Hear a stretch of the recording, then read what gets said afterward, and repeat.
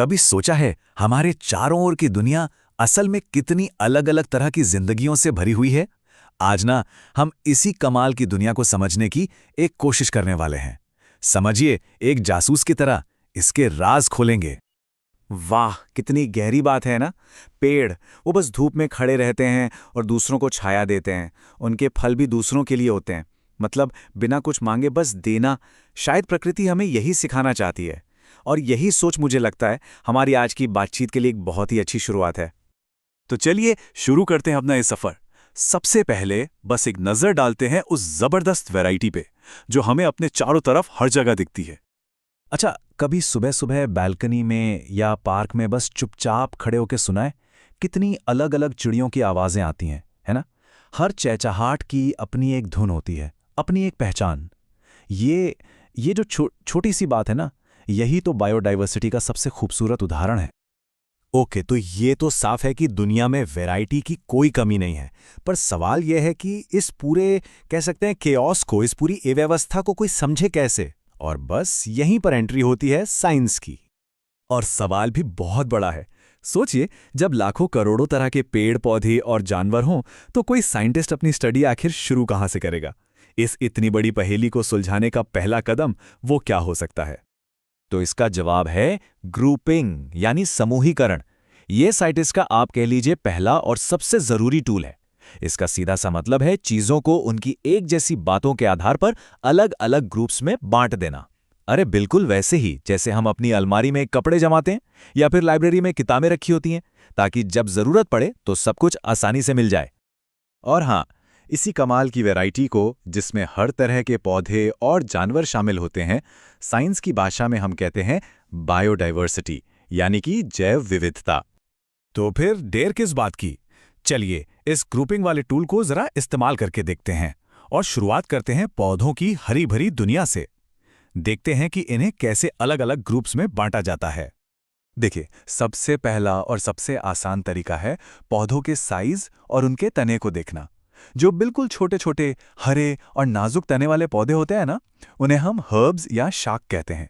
जैसे धनिया हो गया, पालक हो गया। फिर आते हैं श्रब्स, यानी कि झाड़ियाँ। ये थोड़े बड़े होते हैं और इनका तना लकड़ी जैसा मजबूत होता है, पर बहुत मोटा नहीं, जैसे गुलाब का पौधा। और आखिर में आते हैं हम सबके जाने पहचाने पेड़, जो सबसे ऊंचे और मजबूत होते हैं, जिनका एक मोटा लकड़ी का तना होता है, जिसे हम ट्रंक कहते हैं। अच्छा, अब जरा और गहराई में चलते हैं। अगली बार कोई पत्ती मिले ना, तो उसे उठाकर ध्यान से देखिएगा। उसकी नसों का, मतलब वेन्स का डिजाइन कैसा है। अगर वो एक मकड़ी के जाल जैसा पैटर्न बना रही हैं, तो उसे कहते हैं रेटिक्युलेट वेनेशन। और अगर नसें एकदम सीधी सीधी एक दूसरे के पैरेलल चल रही हैं, जैसे केले के पत्ते में होता है, तो वो है पैरेलल वेनेशन। ठीक है, पत्तियों की कहानी तो समझ आ गई।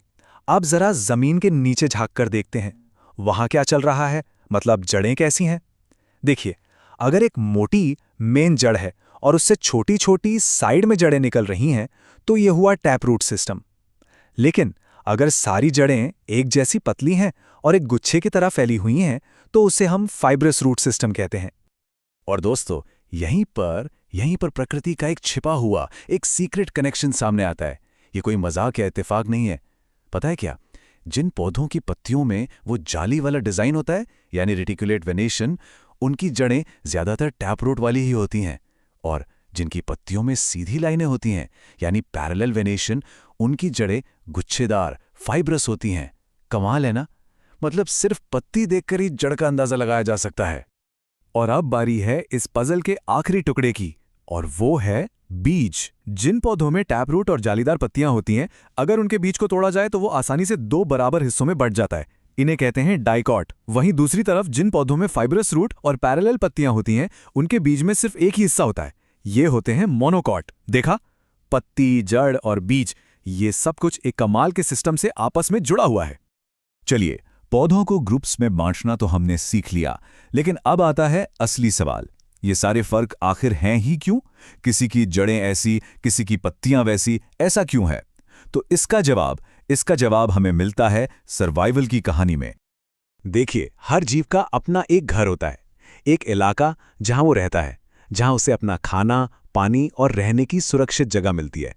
इसी घर को हम साइंटिफिक भाषा में हैबिटेट या वासस्थान कहते हैं। और पता है, अपने इसी घर, अपने हैबिटेट में जिंदा रहने के लिए ही जीवों में ये खास फीचर्स डेवलप होते हैं। ये कोई फैशन या डिजाइन के लिए नहीं है, ये तो सर्वाइवल के लिए बने हुए हथियार हैं। और इन्हीं कमाल की खासियतों को हम कहते हैं अडैप्टेशंस, यानी कि अनुकूलन। अडैप्टेशन को अगर समझना है ना, तो इन दो ऊंटों की कहानी से बेहतर कुछ नहीं। सोचिए, दोनों हैं तो ऊंट, लेकिन जमीन आसमान का फर्क है। एक है राजस्थान की चिलचिलाती गर्मी में रहने वाला ऊंट, उसका एक कुबड़ होता है जिसमें वो खाना फैट के रूप में स्टोर करता है, और इसके पैर लंबे होते हैं ताकि गर्म रेत से उसका शरीर दूर रहे। अब दूसरी तरफ है लद्दाख का बर्फीला रेगिस्तान। वहां रहने वाले ऊंट के दो कुबड़ होते हैं ताकि वो लंबी कड़ाके की सर्दियों में बिना खाए जिंदा रह सके, और ठंड से बचने के लिए उसके शरीर पर घने लंबे बाल उगाते हैं। देखिए, एक ही जानवर पर माहौल के हिसाब से कितना अलग हो गया। और यही कहानी सिर्फ जानवरों की नहीं, पौधों की भी है। रेगिस्तान के कैक्टस को ही ले लीजिए, उसके पत्ते कांटों में बदल गए। क्यों? ताकि पानी भाप बनकर कम से कम उड़े, और उसका जो मोटा गूदेदार तना है वो तो एक पानी की टंकी का काम करता है। और फिर दूसरी तरफ है पहाड़ों पर शान से खड़े देवदार के पेड़। उनका आकार कोन जैसा होता है, एक ढलान की तरह, ताकि जब भारी बर्फ गिरे तो वो उस पर जमे नहीं बल्कि फिसलकर नीचे गिर जाए। मतलब क्या कमाल के सर्वाइवल डिजाइन्स हैं ये। तो अब तक हम ये तो समझ गए हैं कि हर जीव अपने माहौल में रहने के लिए खास तौर पे बना है। लेकिन तब क्या होता है जब ये माहौल ही खतरे में पड़ जाए, जब ये बदलने लगे? चलिए अब जरा बड़े पैमाने पे सोचते हैं।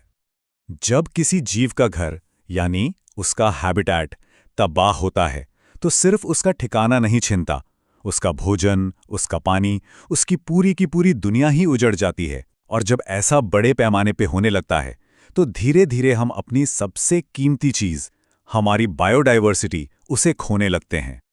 लेकिन उम्मीद की किरण अब भी है। इस नुकसान को रोकने के लिए दुनिया भर में और हमारे देश में भी लगातार कोशिशें हो रही हैं।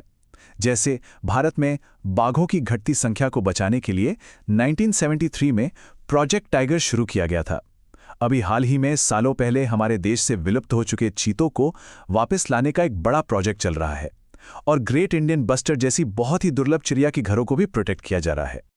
और अंत में यही बात समझना सबसे जरूरी है, बायोडायवर्सिटी को बचाना सिर्फ कुछ जानवरों या पेड़ों को बचाना नहीं है। नहीं, ये इस बात को पक्का करना है कि हमारा ग्रह, हमारी धरती हमेशा जीवन से भरी रहे, फलती फूलती रहे, और जिंदगी की ये जो खूबसूरत वैरायटी है, ये हमेशा हमारे साथ बनी रहे।